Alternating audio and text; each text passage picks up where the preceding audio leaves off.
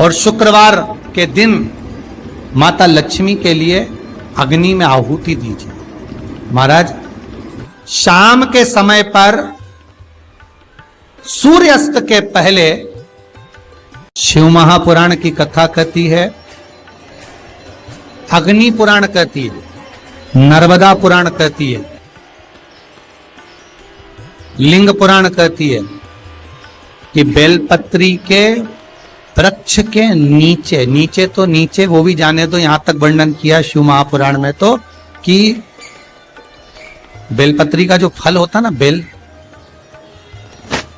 फल जो होता है, कहते हैं अगर किसी व्यक्ति के यहाँ लक्ष्मी की कमी होती है, संपदा की कमी होती है, जिसके यहाँ पैसा नहीं आता, धन नहीं आता, तो बेल का जो फल होता है, बेलपत्री का जो फल होता है, उस फल के गूदे को,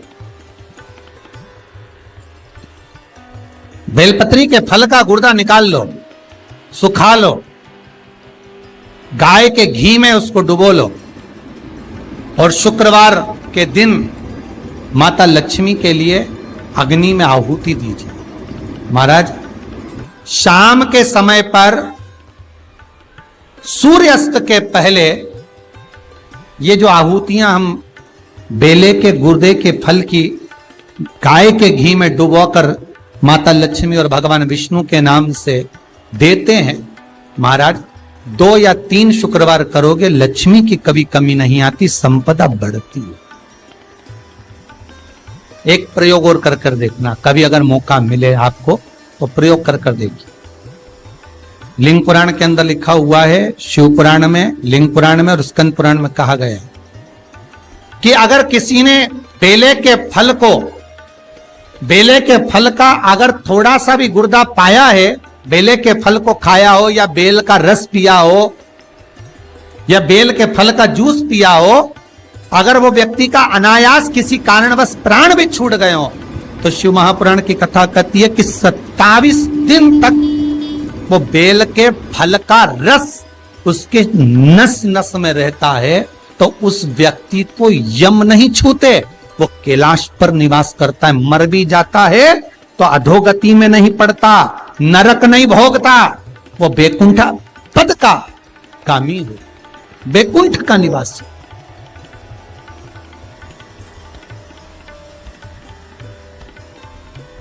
बैकुंठ का निवासी।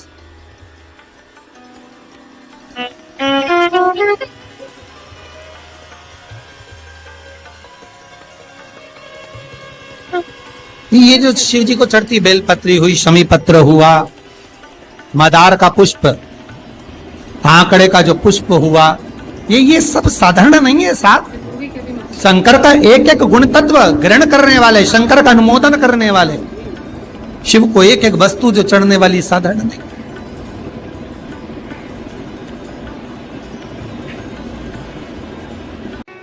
जिसके घर में संपदा की कमी होती है, जिसके घर में कर्जा बढ़ जाता है, लक्ष्मी नहीं आती, बहुत टेंशन की जिंदगी जीता है मनुष्य, व्यापार चल नहीं रहा, बहुत तकलीफ का जीवन चल रहा होता है, तो आज भी नियम है महाराज कि सोमवार, शुक्रवार, ये 2 वार ऐसे हैं, इन 2 वार को यदि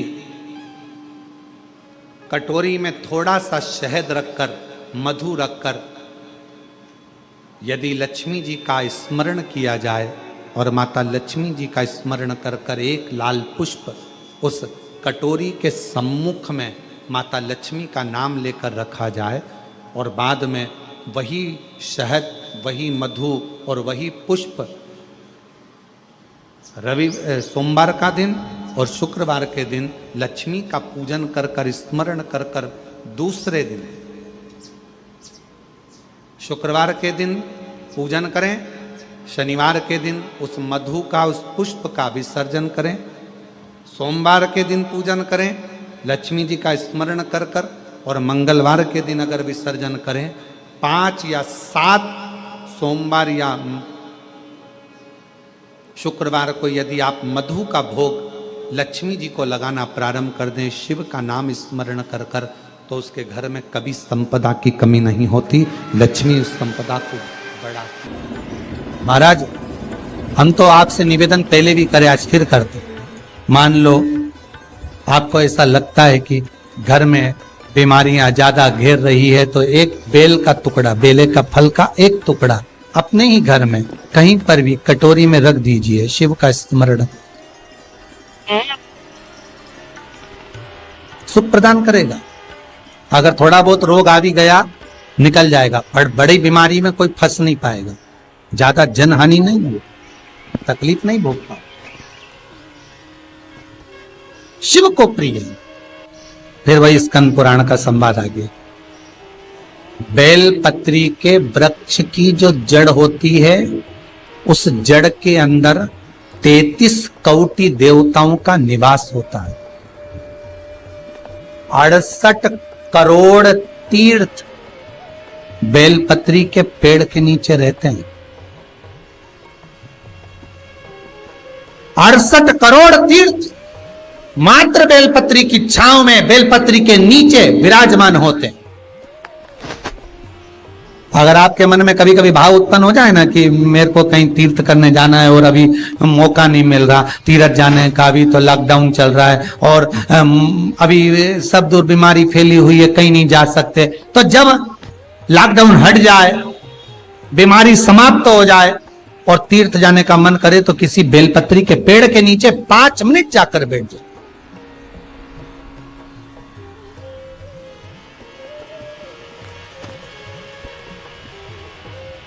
और जप लो, श्री शिवाय नमस्तुभ्यम।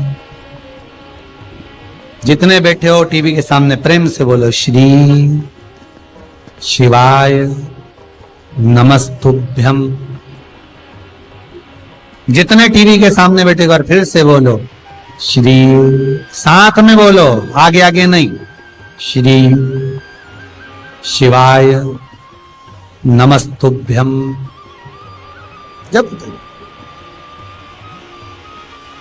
जब तुम्हारा मन करे मुझे चारों धाम जाना है, जब तुम्हारा मन करे कि मुझे काशी जाना है, जब तुम्हारा मन करे मुझे उज्जैनी जाना है, जब तुम्हारा मन करे कि मुझे ओमकारेश्वर, मुझे सोमनाथ जाना है, भीमाशंकर, बैद्यनाथ, मल्लिकार्जुन जाना है, केदारेश्वर जाना है,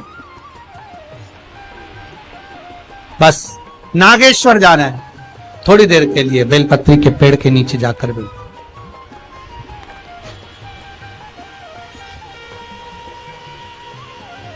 68,000 तीर्थ सब बेलपत्री के वृक्ष के नीचे विराजमान। जहां पर देवराज के प्राण छूटे वहां बेलपत्री का पौधा है, बेलपत्री का वृक्ष है।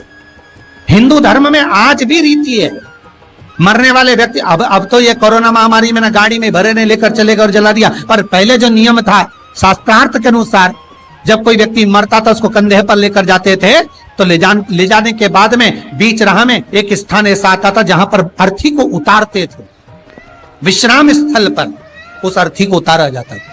और वो केवल विश्राम स्थल ऐसे नहीं होता था, वहां पर बेलपत्री का पौधा होता था, पेड़ होता था, उस बेलपत्री के वृक्ष की छांव उस मुर्दे पर भी पड़ जाती थी तो उसको यम की कैद नहीं भोगना पड़ा, उसको यम की कैद, यम की त्राण नहीं भोगना पड़ता।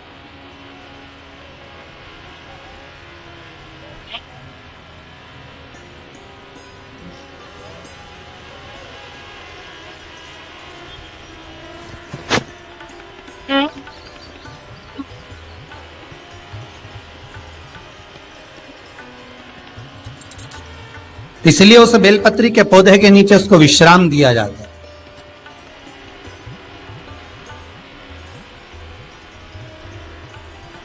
बेलपत्री के पौधे के नीचे उसको विश्रामता दी गई। जब शिव कह रहे हैं, देवराज तेरे प्राण छूटे, मना नहीं है तेरे प्राण छूटे, पर तेरे प्राण जहां छूटे वो बेलपत्री का वृक्ष था।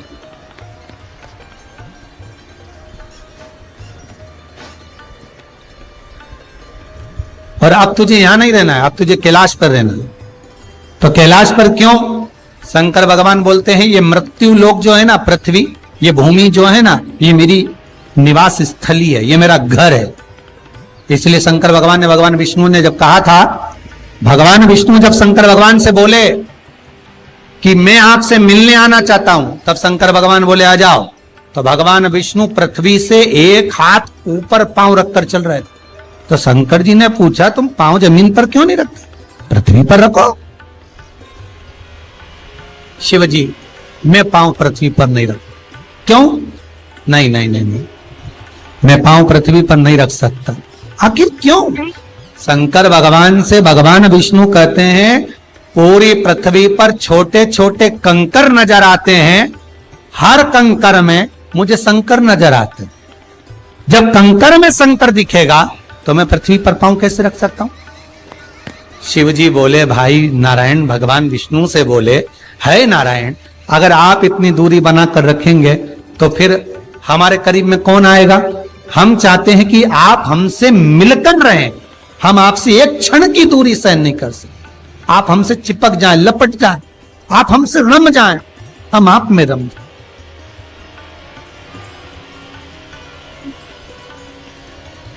कुछ ऐसा कर दो, शंकर जी कह रहे हैं नारायण कुछ ऐसा कर दो कि शंकर नारायण से दूर नहीं रहे, नारायण शंकर से दूर नहीं रहे, ऐसा कुछ कर दिया जाए।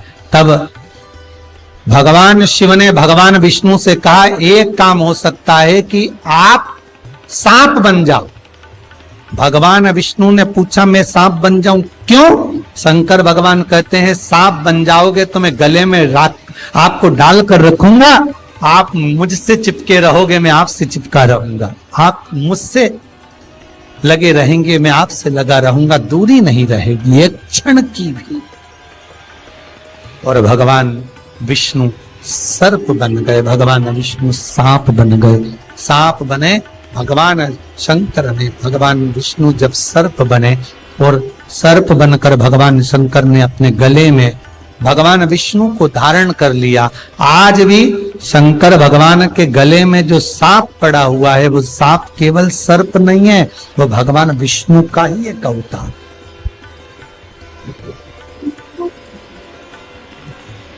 वो भगवान विष्णु का एक स्वरूप। शंकर भगवान के पूरे शरीर पर 6 सांप हैं। कितने सर्प हैं? 6।